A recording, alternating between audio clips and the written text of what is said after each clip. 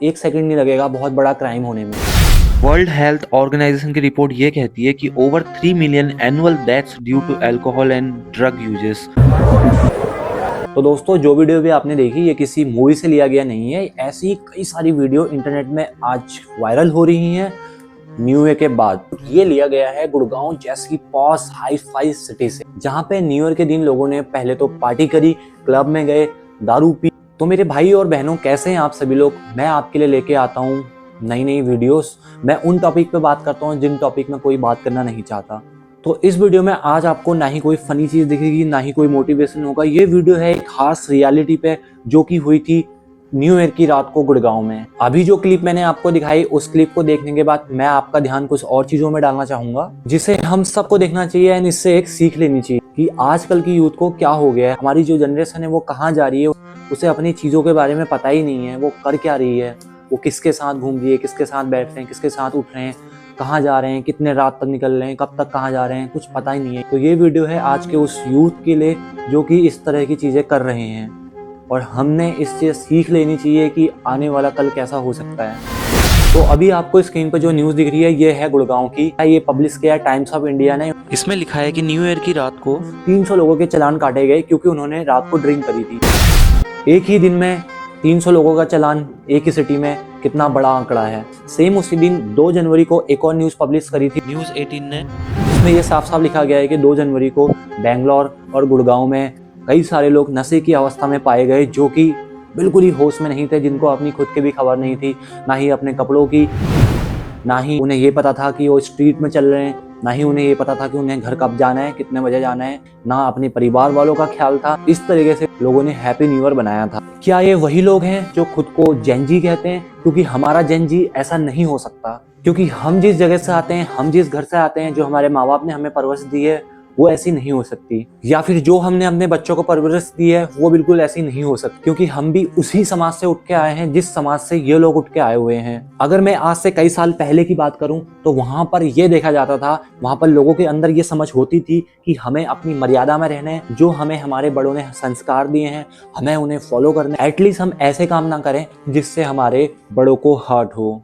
ये ऐसा भद्दा चलन कहाँ से चला हुआ आ रहा है, क्या आपको इस चीज का पता है? क्या आपको अंदाजा भी है? आप ये जिस न्यू ईयर के चलन को फॉलो कर रहे हैं, लेकिन ये आज के यूथ को क्या हो गया है? इस तरह की काफी सारी वीडियो अभी इंटरनेट पे अवेलेबल है और तेजी से वायरल हो रही है। पुलिस वाले आए, पुलिस वाले ने उन्हें समझा बुझा के घर भेजने की कोशिश करी, लेकिन ये आज का यूथ है, ये अपने आप को सबसे ऊपर समझता है और इन्हें किसी की कोई परवाह नहीं, ना ही इन्हें अपने घर की परवाह है, ना ही इन्हें अपने माँ बाप की परवाह है, ना ही इन्हें अपने बच्चों की परवाह है। इन्हें तो सिर्फ खुद की परवाह है। ये जैसा चाहेंगे वैसा होगा। ये चाहेंगे हम नए साल को इस तरह सेलिब्रेट करें, इस हद तक सेलिब्रेट करें, इस हद तक हम दारू पी जाएं कि पीने के बाद हमें अपनी होश ना रहे, हम कहाँ किस नाली में पड़ रहे हैं, कौन हमारे ऊपर चल रहा है, कौन हमें उठा रहा है। और इन्हीं चीजों की वजह से यहीं से शुरुआत होती है बहुत बड़े क्राइम की, क्योंकि जब लोग इस अवस्था में होते हैं तो उन्हें इस चीज़ का बिल्कुल भी अंदाज़ा नहीं रहता है कि उनके आसपास कौन चल रहा है, उन्हें कौन पकड़ रहा है, उनके साथ कौन है कौन नहीं है, वो किस जगह हैं,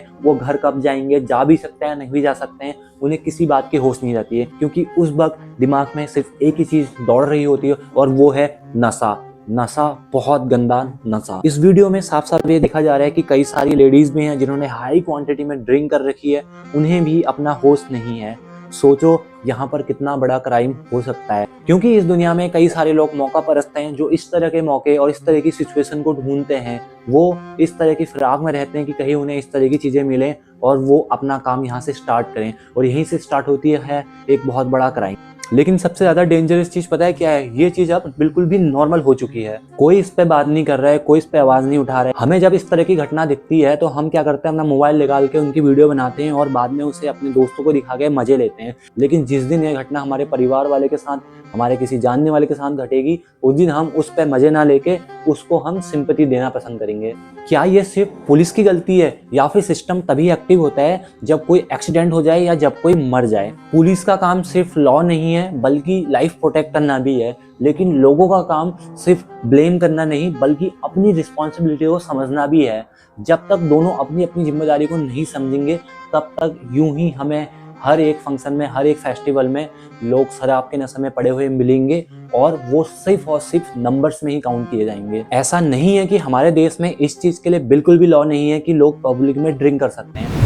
लॉराटो की एक वेबसाइट में साफ साफ लिखा गया है कि अगर कोई पब्लिक प्लेस में या पार्किंग लॉट में ड्रिंक करते पाया गया तो उस पर 200 से लेकर 5,000 का चालान होगा एंड 3 महीने की जेल भी हो सकती है। लेकिन इन सब चीज़ों से आजकल की जनरेशन को कहाँ ही फर्क पड़ता है। क्या वो ये सब इसलिए करते हैं क्योंकि वो लोनलीनेस फील करते हैं, वो अपने आप को बहुत हारा हुआ, थका हुआ फील करते हैं, या फिर वो अपनी लाइफ से इतने तंग आ चुके होते हैं, या फिर वो अपनी जॉब से इतने तंग आ चुके होते हैं। इस वीडियो को बना के मैं आप लोगों को डराना नहीं चाहता हूँ, बल्कि अलर्ट करना चाहता हूँ कि इस तरह से अगर चीज़ें होंगी तो ये एक बहुत बड़े अपराध को जन्म दे सकती है।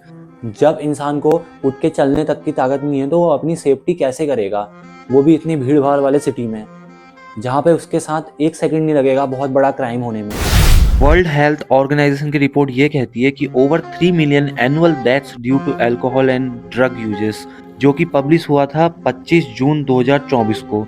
उसके बाद अभी तक और भी ज़्यादा केसेस बढ़े होंगे। मई 2025 में एनडीटीवी ने एक न्यूज़ पब्लिश करी जिसमें ये बताया गया कि बेंगलुरु में रहने वाले कार्तिक नाम के 21 साल के लड़के की मौत सिर्फ इसलिए होगी क्योंकि उसने अपने दोस्तों के साथ नशे की हालत में शर्त लगाई कि वो 5 बोतल दारू की नींद पी जाएगा। अब द डिसीजन इज योर्स कि आपको ये चीज़ सही लगता है या गलत लगता है, because it is your life your decision. क्योंकि भाई नशे के बाद तो ऐसे ही काम होंगे क्योंकि हमारा अपने दिमाग पे कंट्रोल नहीं रहता है।